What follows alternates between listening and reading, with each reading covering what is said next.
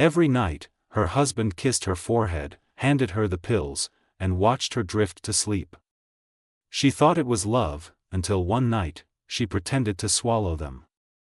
What she witnessed next shattered her marriage, her safety, and everything she thought she knew. Her building ***. Her name was Elena Moore, and for most of her life, she had believed love was supposed to feel safe. She was the kind of woman people described as gentle, thoughtful, the type who remembered birthdays and noticed when someone's voice trembled behind a smile. Elena had grown up in a quiet household where conflict was swallowed instead of spoken, where endurance was praised more than resistance. From an early age, she learned how to adjust herself to keep peace, how to soften her needs so others could feel comfortable. Elena worked as a freelance editor from home, a job that suited her introverted nature. Words were her refuge. She could spot a lie hidden in a sentence, sense emotion between commas. Ironically, this skill never prepared her to recognize deception in her own life. She trusted people deeply, sometimes dangerously so. When she loved completely. Her husband, Daniel Moore, was everything she thought she needed. He was charismatic, articulate, and effortlessly charming in public. People admired him.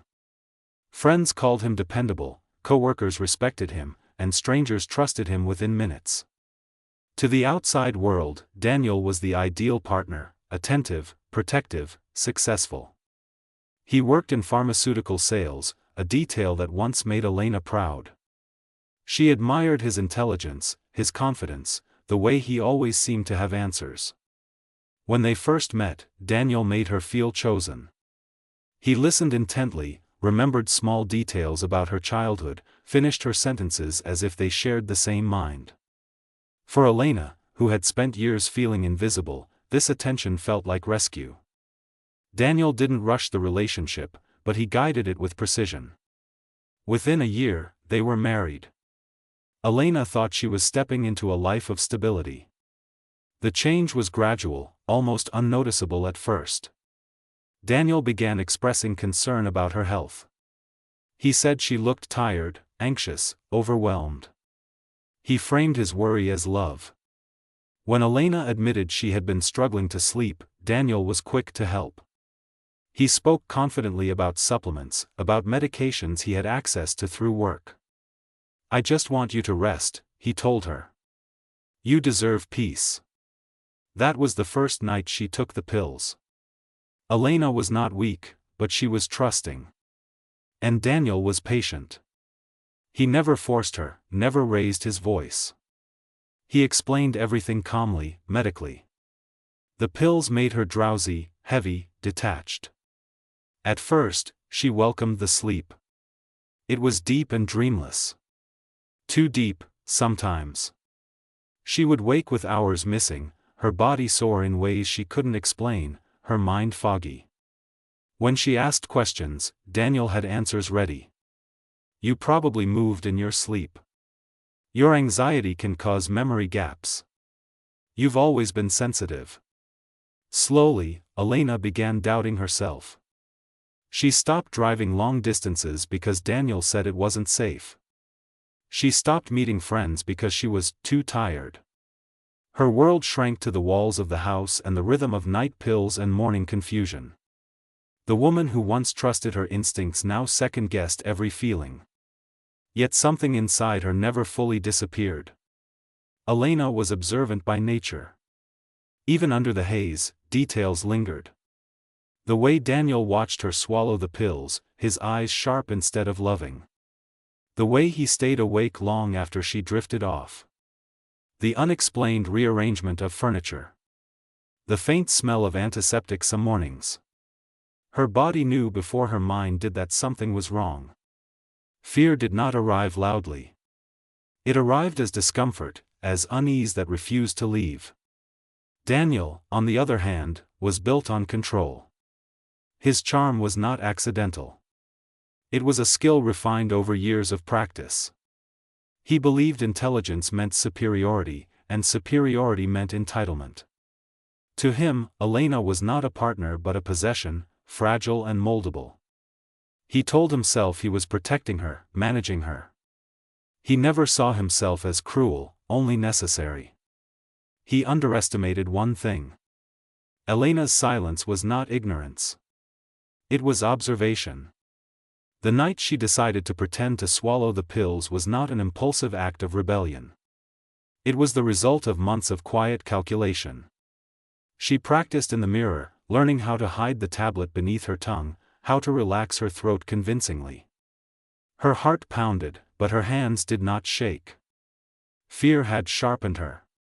As she lay still in bed that night, eyes closed, breath slowed deliberately, Elena was no longer the trusting woman Daniel believed her to be. She was awake. She was watching. She was remembering. And for the first time in a long while, she was no longer doubting herself. Because Elena Moore was not weak. She had simply been patient. And patience, when combined with truth, was far more dangerous than Daniel ever imagined. Elena lay perfectly still, her body slack against the mattress, breath shallow and even. She had practiced this moment too many times in her head to fail now. The pill rested bitter and chalky beneath her tongue, pressing against her molar. Daniel's hand hovered over her face, waiting for the familiar surrender. "Good night, love," he whispered. She did not respond. Minutes passed. Then more. The room sank into silence, broken only by the hum of the air conditioner. Elena counted slowly in her mind, forcing her heartbeat to remain steady. Finally, she felt the bed shift. Daniel stood up. What happened next was the moment everything inside her broke and reassembled at the same time. He didn't sigh in relief like a caring husband. He didn't check on her gently. Instead, he walked to the dresser, opened a locked drawer, and removed a small black case. Elena watched through barely cracked lashes as he snapped on a lamp, his movements precise, practiced. There was no hesitation in him now. No tenderness. He was prepared. Daniel pulled on gloves. Elena's stomach clenched. He moved around the room with unsettling familiarity, opening cabinets, checking his watch, scribbling notes in a leather-bound notebook.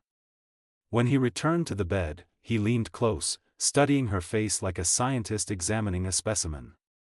His fingers brushed her wrist, not to comfort, but to check her pulse. "Still out," he murmured to himself. That was when Elena understood the first, horrifying truth. This was routine. Daniel crossed the room and opened the door to the spare bedroom. Light spilled out. Elena had never been allowed in there. Daniel always claimed it was his office, messy and private. Now she saw the lie for what it was. The room wasn't an office. It was a lab. Medical equipment lined the walls. Charts, syringes, sealed vials, folders stacked with printed reports.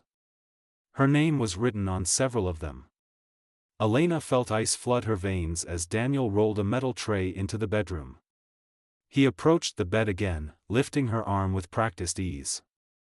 Elena forced herself not to react as he swabbed her skin.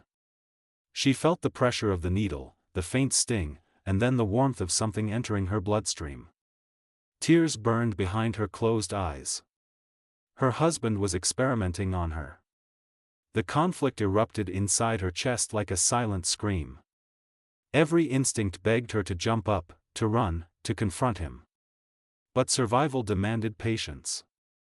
She had learned that lesson too well. Daniel spoke as he worked, as if narrating his own brilliance. "Dosage adjustment tonight," he said softly. "You've been building tolerance. But we're close. Very close." Elena realized then the pills weren't meant to help her sleep. They were meant to erase her. The twist unfolded brutally fast in her mind. Daniel wasn't just controlling her. He was documenting her decline. Her confusion, her memory gaps, her physical weakness. He needed her incapacitated, dependent, untrustworthy in her own testimony.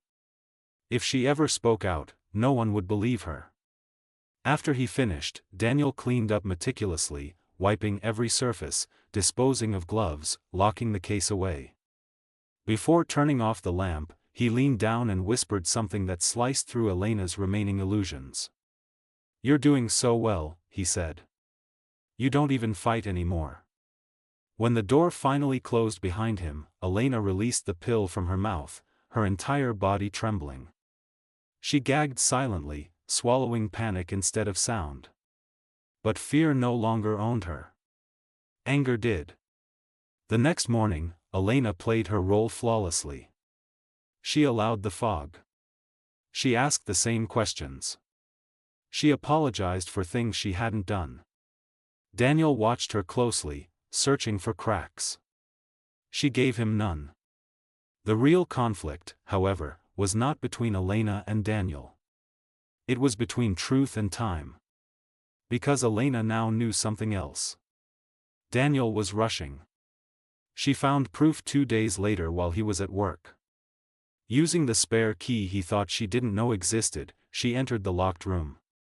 Her hands shook as she flipped through folders, snapping photos with her phone. Medical jargon blurred into one clear conclusion.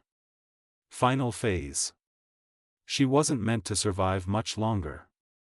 Daniel planned to present her decline as a tragic medical mystery. An unfortunate wife with severe psychological deterioration. A devoted husband who did everything he could. There were draft emails to doctors. A drafted obituary saved on his computer. The betrayal was so complete it nearly crushed her. But it also clarified everything. Elena wasn't fighting to save her marriage. She was fighting to stay alive. Intense drama and ending. The final night arrived quietly, disguised as every other night that came before it. Rain tapped against the windows, soft but relentless, like a warning that refused to be ignored. Elena sat on the edge of the bed, her hands folded in her lap, her face calm in a way that even surprised her. Inside, her pulse thundered. Tonight was the night Daniel planned to finish what he had started. And tonight was the night everything would end. Daniel entered the bedroom carrying the familiar glass of water and the pills. His smile was gentle, almost tender, the kind that once made Elena feel safe. Now she recognized it for what it was, confidence. He believed he had already won. "You look exhausted," he said softly. "Let's make tonight easy." Elena met his eyes. For the first time in years, she didn't look away. "Okay," she replied. She took the pills and swallowed. This time, they were real. But the dosage wasn't what Daniel thought. Earlier that evening, Elena had switched the pills with a harmless substitute she had carefully prepared over weeks, dissolving and reshaping them with precision. Daniel had taught her everything she needed to know. He kissed her forehead and waited. Elena lay back, slowed her breathing, and closed her eyes. Minutes passed. Daniel watched closely, then relaxed when her body appeared to surrender. He waited longer than usual, ensuring she was gone. Then he stood. Elena listened as he locked the bedroom door. Her heart pounded as he crossed the room, pulling on gloves once again. The sound alone filled her with fury. She felt the mattress dip as he leaned over her, checking her pulse. "Perfect," he murmured. That was when Elena opened her eyes. Daniel froze. For a fraction of a second, the mask slipped. Real fear flashed across his face, raw and unfiltered. He stumbled back, knocking over the tray. You're supposed to be asleep," he whispered. "So were you," Elena said calmly, sitting up. The room felt charged, electric. Years of manipulation, fear, and silence pressed into that moment. Daniel recovered quickly, anger replacing shock. "You don't understand," he snapped. "You were sick. I was helping you." "No," Elena replied. "You were erasing me." She reached beneath the mattress and pulled out her phone, placing it on the bed between them. The screen lit up with a red recording icon. Daniel's face drained of color. "I sent everything," she continued. The files. The videos. The medical logs. The recordings of you talking to yourself while you thought I was unconscious. If anything happens to me, they go public. You're bluffing, he said, but his voice shook. Elena stood, steady and unafraid. I scheduled the emails, she said. To doctors. To the police. To your company. Your research is already backed up in places you'll never reach. Daniel lunged. He grabbed her wrist, squeezing hard, desperation twisting his features. You belong to me, he hissed. You wouldn't survive without me. Elena didn't pull away. Instead, she stepped closer. I survived you, she said quietly. That's the part you never understood. Sirens cut through the night. Daniel froze. The sound grew louder, closer. Elena smiled for the first time in years, a real smile. You're late, Daniel whispered. You planned this. Yes, Elena said. I had to. Police flooded the house within minutes. Daniel was pulled away, screaming that she was unstable, that she was confused, that she needed help. Elena watched as they placed him in handcuffs, his voice fading into the storm outside. When the door finally closed, the house fell silent. For the first time, the silence did not feel dangerous. Weeks passed. Elena sat in a small, sunlit apartment far from that house, wrapped in a blanket, a cup of tea warming her hands. The case had exploded publicly. Daniel's carefully constructed life collapsed under the weight of evidence. His colleagues denied knowing him. His reputation disintegrated. The man who once controlled everything now had nothing. Elena attended therapy. Some days were hard. Some nights she woke gasping, her body remembering what her mind tried to forget. Healing was not linear, but it was real. She began writing again. Not editing other people's stories, but telling her own. Each word reclaimed a piece of herself that had been taken. On the final day of the trial, Elena stood in the courtroom, calm and composed. Daniel avoided her gaze. He looked smaller now. Ordinary. Human. The judge read the verdict. Guilty. Elena didn't cry. She didn't smile. She simply breathed. Powerful ending. The courtroom was silent in a way that felt heavier than noise. Elena sat with her hands folded, spine straight, eyes forward. She did not look at Daniel as he stood across the room, shackled by the same system he once believed he could manipulate. She had spent years watching him, studying him, learning his rhythms. Now, she didn't need to see him at all to know he was afraid. Fear had finally chosen the right person. When the verdict was read, the words landed like stones dropped into deep water. Guilty, not just of abuse, not just of illegal experimentation, but of something far more damning, deliberate erasure. The judge's voice was calm, procedural. But to Elena, it sounded like a door slamming shut on a past that had nearly swallowed her whole. Daniel's shoulders collapsed. His mouth opened, then closed. No speech came. No charm. No explanation. The man who once controlled the narrative had lost the ability to speak. Elena exhaled. She hadn't realized how long she'd been holding her breath. Outside, reporters shouted questions, cameras flashing like artificial lightning. Elena walked past them without stopping. She had already said everything that mattered. Her truth didn't need amplification. It only needed to exist. Weeks later, the house was empty. Elena stood in the bedroom one last time, sunlight pouring through uncovered windows. The bed was gone. The dresser was gone. Even the locked door to the spare room had been removed, reduced to an ordinary frame that led nowhere. The walls felt larger now, less threatening. Spaces once designed for secrecy could no longer hide anything. She placed the final box near the door and looked around. For years, she had believed this house contained her life. Now she understood it had only contained her silence. Her new apartment was small, high above the city, filled with light and unfamiliar sounds. At night, traffic hummed below like proof that the world kept moving. Elena slept with the windows open. No pills. No locked doors. No one watching her breathe. Some nights were still hard. Trauma did not disappear just because justice arrived. Her body remembered things her mind tried to forget. There were moments when she woke with her heart racing, certain someone was standing over her. In those moments, she sat up, placed her feet on the floor, and reminded herself aloud. I am awake. I am safe. I am free. And slowly, the words became true. Elena began writing again, not as an editor, but as a witness. She wrote about manipulation that wore the mask of care. About control disguised as concern. About how easily love can become a weapon when power goes unchecked. Her words reached people she would never meet, women who recognized themselves between her lines.